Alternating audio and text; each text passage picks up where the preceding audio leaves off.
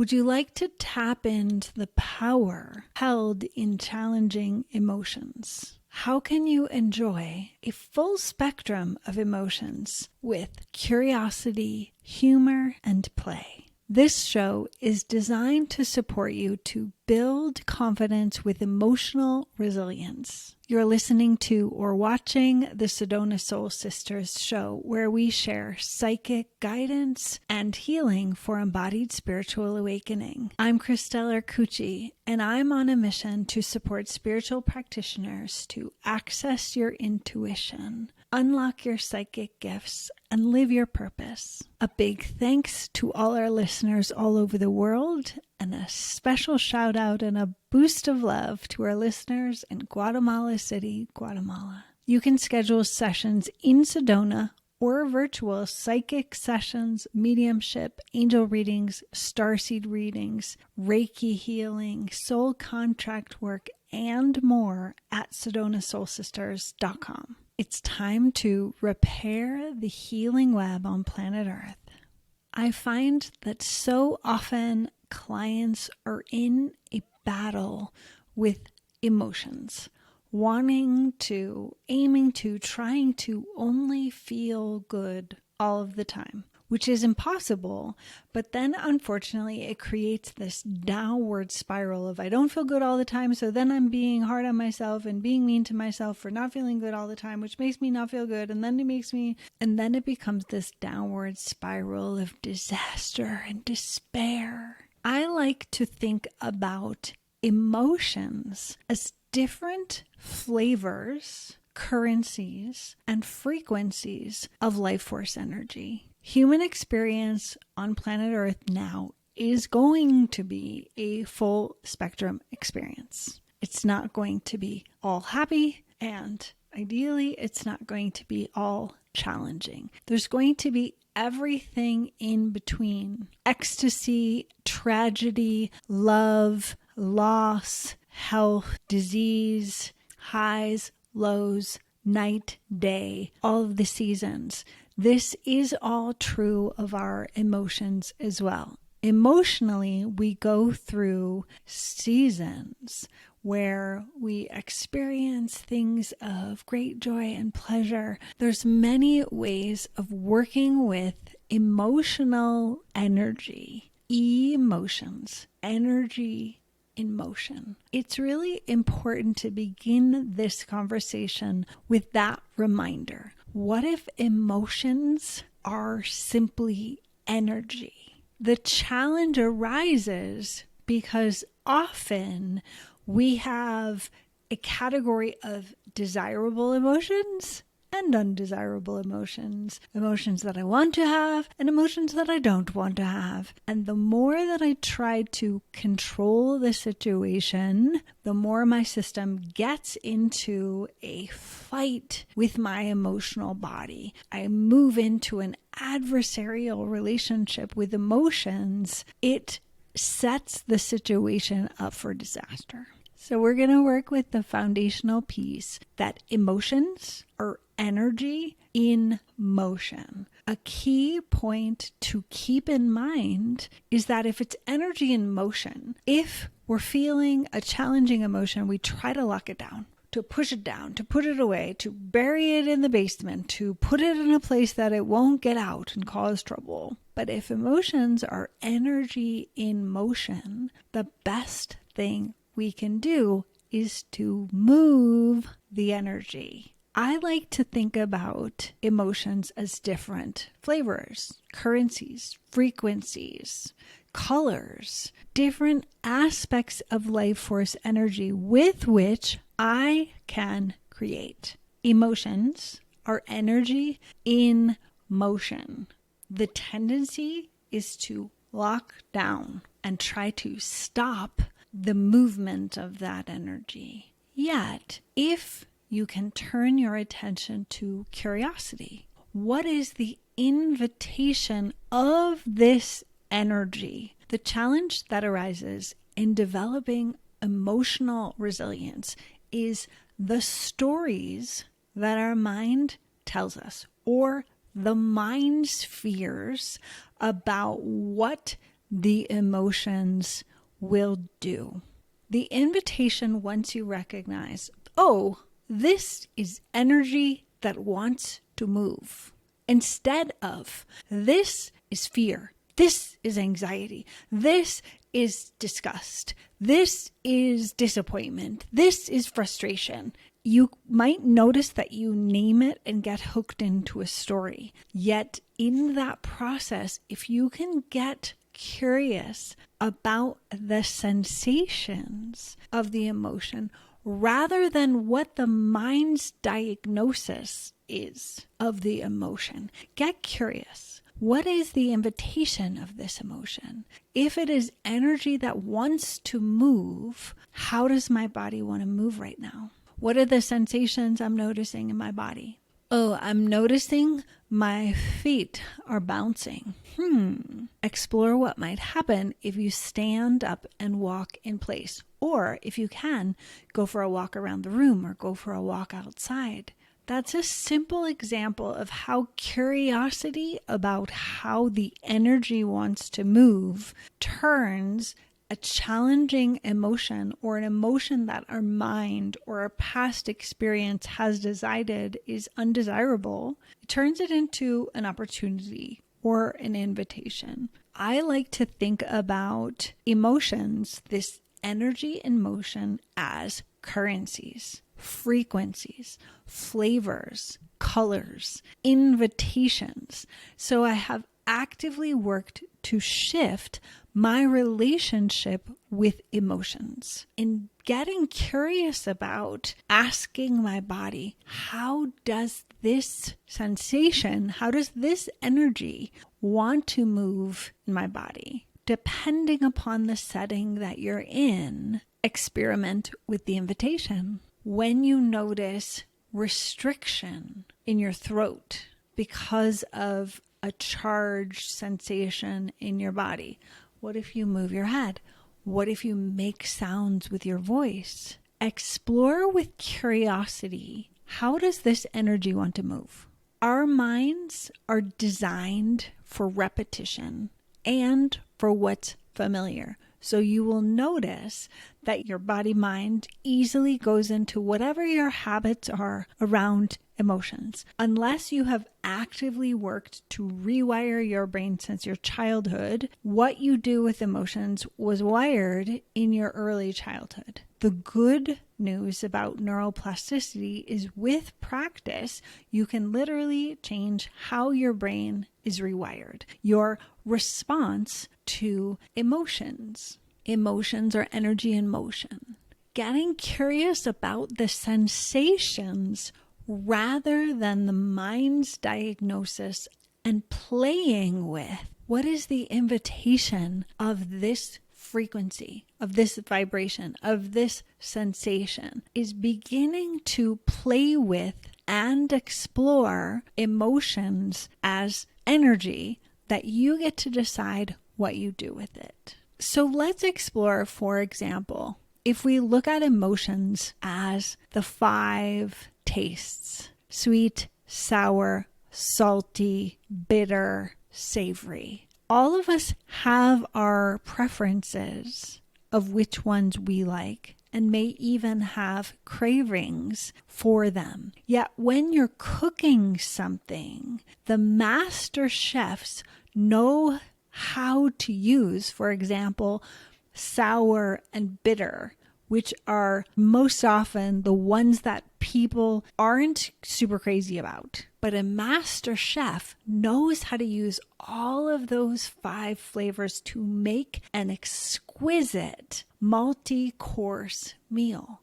by playing with the different flavors. So if we think about that with emotions, where it's like, I just want to feel good all of the time. And if you felt good all of the time, you would get bored all of the time. So if we look at emotions are different flavors that are inherent in being human. So how can we explore those different flavors to make a masterpiece of our life? I also like to think about emotions as colors. Depending upon what you are interested in, you could think about the colors of paint, of fabric, of yarn, of pencils, or in your house. If everything was one color, everything was plain white. Whoa, that would be wild. Even if you really like the simplicity and look of white, if literally everything in your home was white, it would be super weird. And it would probably do something weird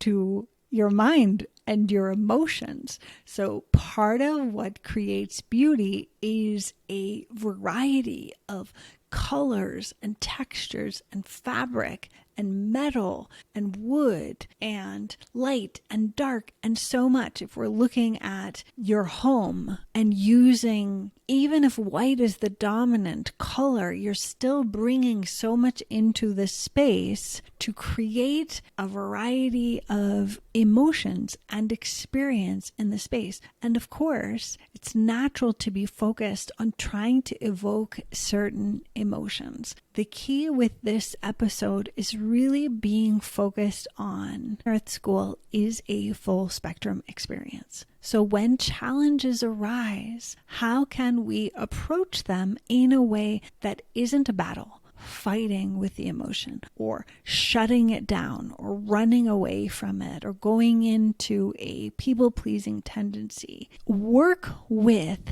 the emotions as raw material, energy, flavors, colors, currency, getting curious about what you can create with the energy of the emotion, getting curious about what you can create in your life and what the desire is.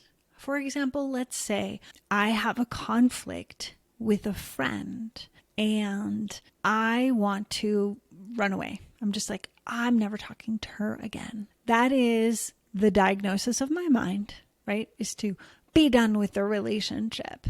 Yet I can feel that it's coming from a place of wounding rather than coming from a place of wisdom. So when I go deeper, I get curious about this emotion. What does this feeling of wanting to be done with the relationship, never talking to her again, what is underneath that? And for me, even as I was saying that, I started to see gold in the bedrock. Like I had this visual in my mind of gold underneath the surface in the dirt, mixed into the different layers of earth, that there's gold there. So to me, what that means to me, what the invitation is, what I can get curiosity about is seeing that gold in the bedrock is an invitation from my soul self or from my wise self that there is gold in the relationship. And there's also a bunch of other layers of earth that I might not find that valuable. I might not find that interesting, but that there's something of deep value in this friendship I am experiencing challenges in. And that arises from getting curious and going deeper and exploring what I want to create with this relationship, with also the tension that has arisen in my friendship. So I'm getting curious and moving out of the immediate stress state of fight or flight and discovering that my wisdom knows in this particular friendship, there's gold, there's value that may take some effort to get to. And it's not going to be the only thing, right? It wasn't like I saw gold everywhere. I was like, I saw gold and a bunch of dirt and other layers of earth. So knowing that gives me a totally different perspective in being curious about my emotions and then being open to what I want to create in looking to repair in the relationship. And even as I say repair, my system is like, I need some time. And I can feel that's very different from the initial, like, I'm done with it, I'm over it, right? That's like a wounded flight response of just not wanting to deal with the emotion. But now as I've gone into deeper layers of what I feel in my sensory experience, not what my mind or my unhealthy ego is saying. So allowing myself some time to just let the conflict be. And then when it's time to revisit, I can get curious about what the emotion is then, what the energy wants to do then. And this comes from the practice of cultivating a very different relationship with my emotions, is knowing the difference between the wounding, which is most often my mind disconnected from my heart and my body, and my wisdom, which is using the intelligence and intuition of my mind, yet it's deeply connected into my heart and body. If every emotion is life force energy, and we begin and we deepen the practice of getting curious about what the invitation is, I enjoy exploring emotions as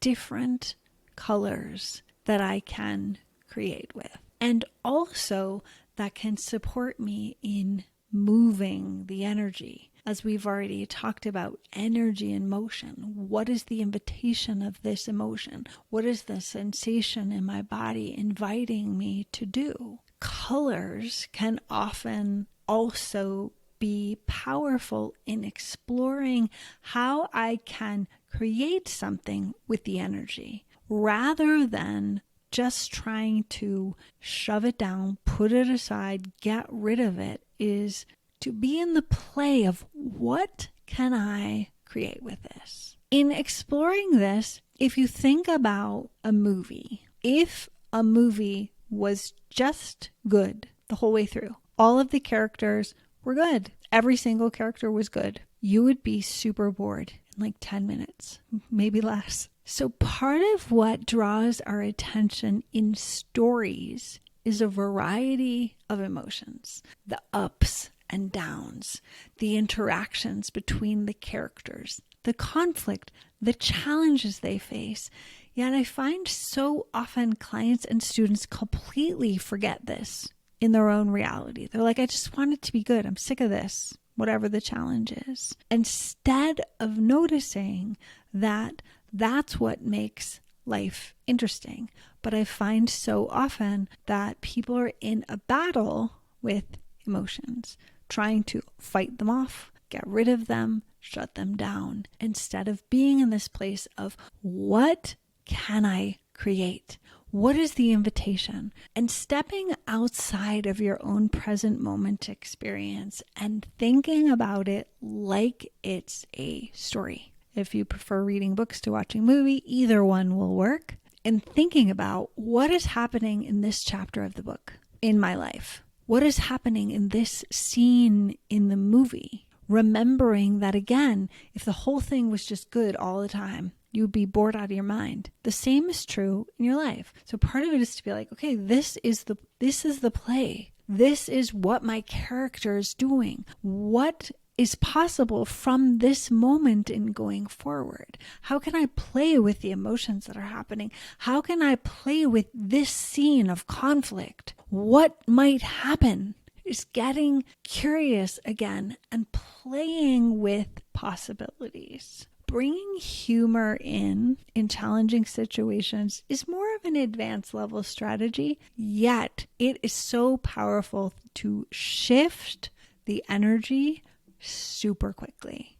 The only thing to be careful of with humor is if other people are involved. If you're in a conflict and you just burst out laughing, that might aggravate the conflict. Yet, if it's something that you are in conflict in your own life, say I'm working from home, I'll use the example I used a few weeks ago. There was a virus or malware on my computer. It was super frustrating. I was watching all of these YouTube videos and blah, blah, blah, blah, trying to get it off my computer. in the tension, the frustration, the anger of that situation, laughing loudly is the fast track to change my energy. I was driving recently and I'm not sure what I was working through in my own mind. I was stressed about something or something was happening. I was feeling tension. I just practiced laughing. I will make it really theatrical with a bunch of different laughs and a bunch of different characters. And at first it is super forced and it sounds pretty crazy, I would imagine, if somebody was listening.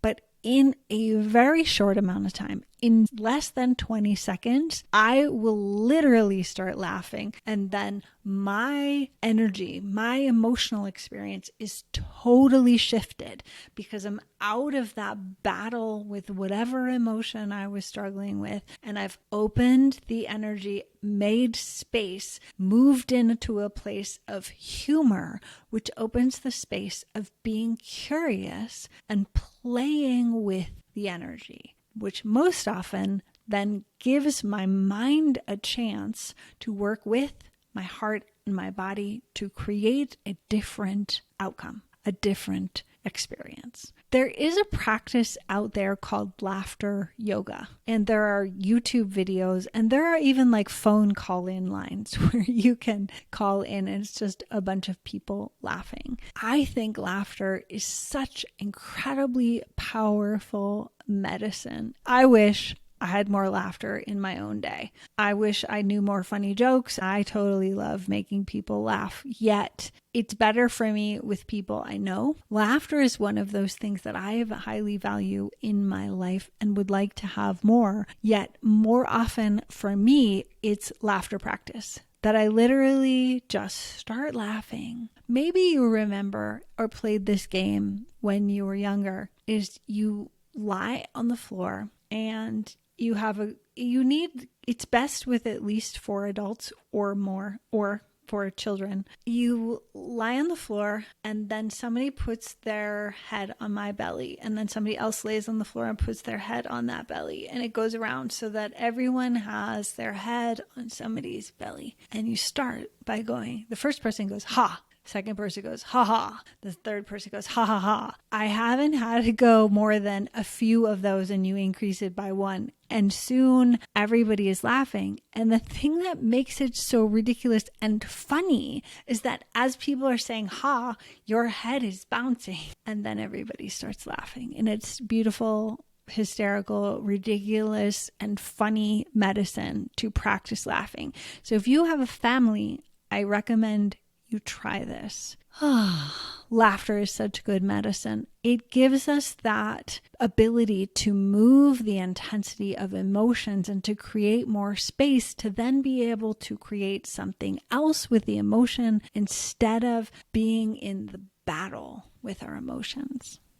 Cultivating emotional resilience is predominantly about shifting out of being in an adversarial relationship with any emotions that you don't like. And as you've heard before, what you resist persists. You can shift into emotions simply being energy that is inviting you to move, express, or explore in a different way. Emotions are an invitation to be curious, to bring in humor, to play with the different currency, the frequency, the flavors of emotions. What can you create? Emotions are different colors and textures that make life more interesting. So how can you be in this exploration with emotions rather than in the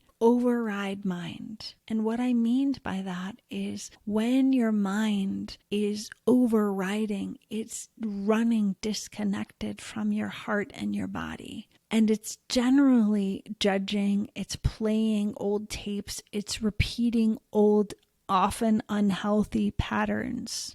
And we don't want that part of us running our lives. So developing emotional resiliency is so much about moving out of an adversarial relationship with emotions, exploring them as energy, as invitation, exploring emotions with curiosity, with play, with humor, exploring emotions as different colors in a spectrum, emotions as different sensations in the body that are invitations to move and be in your body and be in the world in different ways. And this takes practice. So it can be really helpful to recruit a friend, send this podcast to them and say, hey, I want to develop my emotional resiliency. Would you be willing to explore this with me? It's a powerful practice that you can do on your own in developing your emotional resiliency, changing how you feel about how you respond to emotions. Also knowing that you're not going to do it perfectly. There are going to be emotions that are so intense that overwhelm your system and you act in a way that is less than fabulous. That's okay. Enjoying the journey of being human is so much about what I focus on in this podcast, is giving you real world tools to navigate the intensity of being human. And because you're listening to this podcast, you are an intuitive, psychic, spiritual human. And with the way the world is now, it's not easy to be those things in the intensity of the world. Yet I think when there are more humans that are deeply connected to the art of being a great human, of making art with our experiences, and that doesn't have to be a painting or a sculpture or a weaving or a piece of jewelry. Making art with who we are and how we show up in the world, to me, is incredibly valuable. Art that is the expression of who we are in the world, how we're showing up, who we are being, what we are doing in the world, is an incredible opportunity to make art in the world. And like any change of behavior or a change of how you interact with yourself and your emotions, it takes practice. So be patient with yourself. If you can approach this whole practice and exploration with humor, curiosity, and play, it will be much more enjoyable. Changing habits that are really well established, and most often emotional patterns are set in childhood, so that's likely decades ago that your emotional patterns were set. But because of the beauty of the brain and neuroplasticity, meaning that you can change the way your brain is wired, working with these practices of developing emotional resiliency, approaching emotions that they are life force energy, they are energy in motion, they are an invitation from your soul self, from Earth School, to co-create and dance with the experience of being human here and now, to make your life art with how you are moving the energy, how you are interacting with yourself and other people, playing with the different flavors of emotions, working with any of the frameworks that I've shared here that most resonate with you. If you're a chef, you can play with the flavors, that the emotions are flavors, that you are crafting a beautiful 5-course meal. They are the colors with which you are creating a beautiful home or an outfit. The energy that you are moving through your life and interacting with yourself, people around you, and with the world. Thank you for being a part of our community. I'm honored to support your embodied spiritual awakening. Are you ready for a personalized rites of passage with me? The Embody Soul Purpose series integrates parts of you that were lost along the way in a soul retrieval process and activation of all 7 major chakras, energy centers. Embrace all aspects of who you are and what has happened in your past so that you can create the greatest chapter of your life, no matter what your age. You can book your series at sedonasoulsisters.com/soul. Please leave a review and follow on your favorite podcast app. Until next time, breathe gently, listen to your guidance, and create miracles.